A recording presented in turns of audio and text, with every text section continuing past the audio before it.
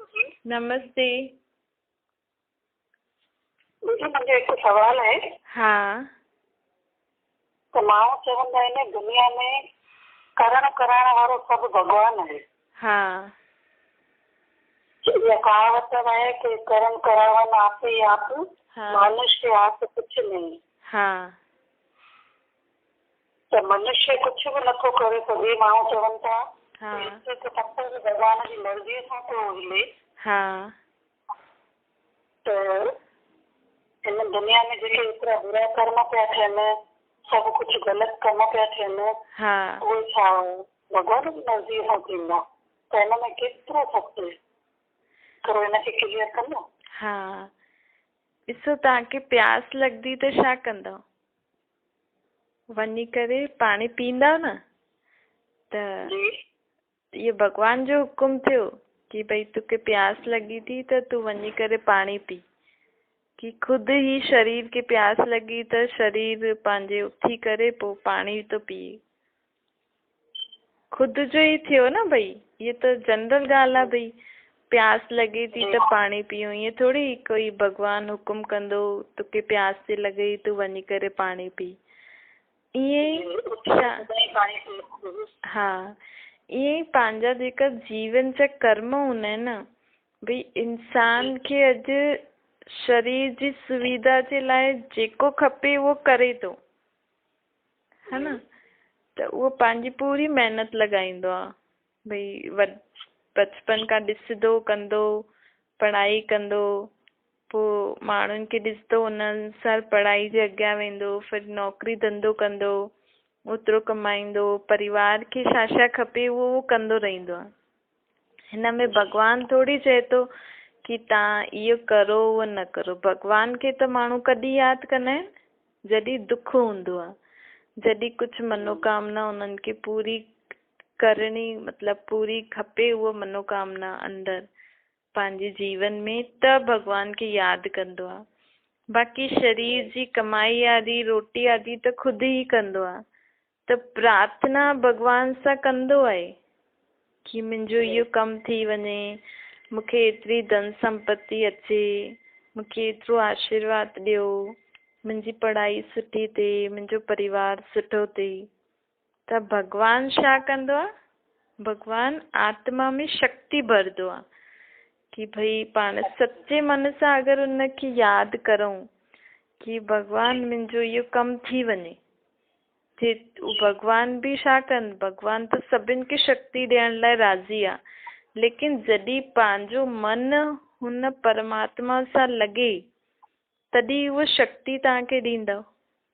जीअं भई मोबाइल खे चार्ज करिणो हूंदो आहे, जेसि ताईं पाण हुनखे चार्जिंग पॉइंट ते न लॻाईंदासीं त मोबाइल चार्ज थींदो?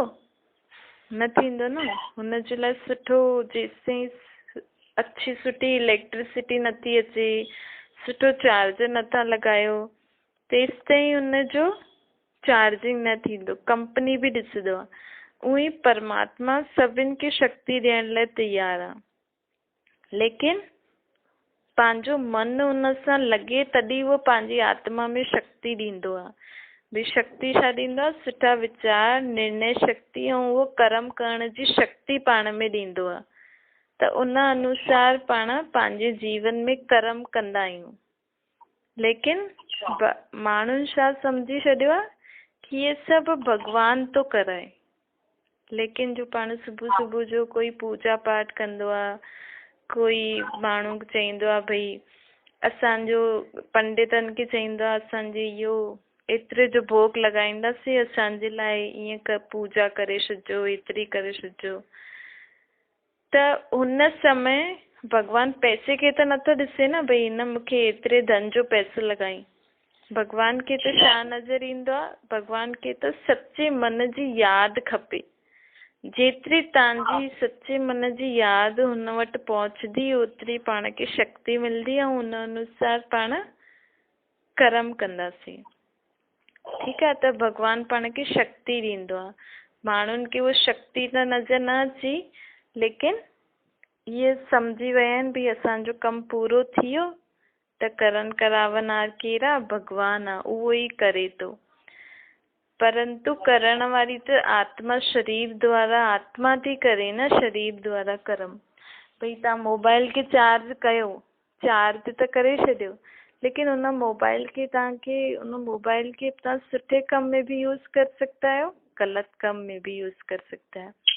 त भगवान त तव्हांखे शक्ति ॾिनई, लेकिन उन शक्ति खे माण्हू गलत कम जे लाइ यूज़ थो करे या सुठे कम जे लाइ यूज़ थो करे, इहो कंहिंजे मथां अची वियो? पंहिंजे मथां अची वियो। हा, त माण्हुनि खे शक्ति त मिली वई, हाणे उहो वञी करे गलत कम करे त हिन में भगवान थोड़ी कुझु कई न। त माण्हू ईअं ई चईंदा आहिनि भई ये तो भगवान जी मर्ज़ी, असां त हुन जे हुकुम सां था हलूं। हुन तव्हांखे हुकुम न कई, हुन तव्हांखे शक्ति ॾिनी, तव्हां हुन शक्ति सां गलत कम कयो, त हिन जो मतिलबु इहे थोड़ी भगवान तव्हांखे चई तव्हां वञी करे गलत कम करो न। त इहे पंहिंजे मथां हूंदो आहे। परम पिता परमात्मा त आहे ई निराकार, हुनखे त पंहिंजो शरीर अथसि न, त उहो कीअं भई सही ऐं ग़लति कमु कंदो वेही करे या पाण खां बि कराईंदो। करन करावन हार, पाण आहियूं करन हार, ठीकु आहे। उहो ॾियण वारो, पाण वठण वारा ऐं करण वारा। त करण वारा सुठा आहिनि या सुठी तरह कमु था करनि या ग़लति था करनि, त इन जो दोषी केरु थियो? पाण ख़ुदि ई थियासीं, ठीकु आहे। हा, जीअं चाकू सां तकलीफ़ थी कटे सघिजे ऐं चाकू सां कंहिंखे मारे थो सघिजे। हा, आत्मा जी पंहिंजी सम्झ जे मथां निर्भर आहे। हा, इहा आत्मा जी सम्झ ॾिए थो, असां पंहिंजी सम्झ सां कमु करणो आहे। हाँ, ॾिसो हिनखे सुठी तरह पाण ये भी समझी सकते हैं, जी घर में माँ ऐं पीउ ॿारनि खे शिक्षा था ॾियनि, ठीकु आहे। हाणे अगरि संपत्ति ज़्यादा हूंदी सभिनि जे लाइ हिकु जहिड़ी संपत्ति हूंदी न। हाणे कहिड़ो ॿार हुन संपत्ति खे सुठो थो करे, कहिड़ो ॿार हुन जी संपत्ति जो ग़लति उपयोग थो करे, त हिन में माँ बाप जो दोष थियो या ॿारनि जो? ॿारनि जो ई थियो न। उहो परमात्मा भी आत्माउनि जो पीउ आहे, त पाण सच्चे मन सां हुनखे यादि कंदा आहियूं, उहो पाण खे शक्ति ॾींदो आहे। लेकिन हुन खां पोइ ॿार शक्ति वठी करे कहिड़ो कमु था करनि, हिन में भॻवान खे दोष छो ॾियूं पाण, है न। त इहे जेको चवंदा आहिनि भई सभु कुझु भॻवान जे हुकुम ते थो हले, पते पते ते भॻवान आहे। हाणे भॻवान परमात्मा जा त पूरी दुनिया आत्मा आहे जेका आहिनि उहो हुन जा ॿार अथसि, पूरी प्रकृति खे बि संभालंदो आहे। पर भॻवान खे एतिरो टाइम हूंदो छा कि हिकु हिकु आत्मा खे ॾिसे, हिकु हिकु योनियन खे, प्रकृति खे ॾिसे वेही कि भई हिन पेड़ जो पत्तो हिले थो, उहो त हवा लॻी हिली वियो न। हिन में भॻवान छा कयईं? हवा त लॻंदी सही, पाणी त उछलंदो ई सही, सूर्य पंहिंजो कमु कंदो ई सही। भॻवान इहे सभु कम न कंदो आहे, भई मुर्दे खे ज़िंदो करे। इहे सभु मन जी जेकी उहा थींदी आहे न, तव्हांजी मन जी भावना, मन जी यादि, मन जी इच्छा जेतिरी परमात्मा वटि पहुचंदी, उन अनुसार उहा शक्ति हिन धरती ते कमु कंदी आहे। बाक़ी इहे सभु प्रकृति पंहिंजो कमु थी करे, मनुष्य आत्मा पंहिंजे हिसाब किताब जे अनुसार पंहिंजे पाण सां हिसाब किताब चुकतू थी करनि। हिन में भॻवान जो कोई बि पार्ट न हूंदो आहे, हुनजो पार्ट हूंदो ई आहे। भक्ति मार्ग में हुननि जो पार्ट हूंदो आहे भई जेके मन सां माण्हू मूंखे यादि था करनि, जीअं भावना सां उन्हनि जी इच्छा पूरी कंदा आहिनि भॻवान।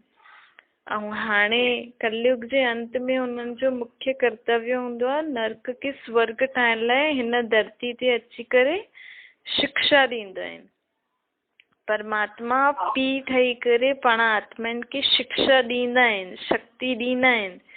लेकिन हुन शिक्षा ऐं शक्ति जो ॿार कीअं उपयोग था करनि, इहे ॿारनि जे मथां आहे। ठीकु आहे, थैंक यू।